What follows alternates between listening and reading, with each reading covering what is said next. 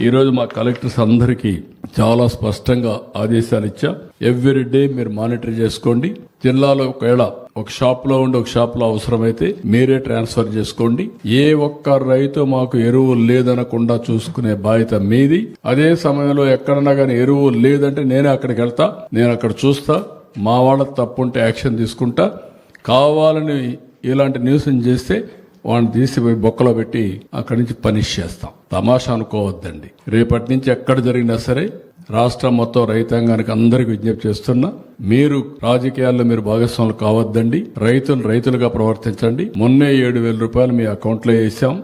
అన్నదాత సుఖీభవ. అదే మరి ఈ రోజు రాష్ట్రంలో పుష్కలంగా నీరంతా ఇచ్చాం. 95% రిజర్వాయర్లు నీళ్లు నింపాం. పోయిన సంవత్సరం నీటి కొరత లేకుండా చేశాం. ఈ సంవత్సరం కూడా మళ్లీ అన్ని రిజర్వాయర్లు నీళ్లు నింపి భవిష్యత్తులో కూడా వాటర్ సెక్యూరిటీ కోసం పనిచేస్తున్నాం. అదే మరి ఎక్కడికి ఎవ్వరికి ఇబ్బందులు లేకుండా ఫెర్టిలైజర్స్ గానీ పెస్టిసైడ్స్ గానీ అన్ని కూడా మానిటర్ చేస్తున్నాం.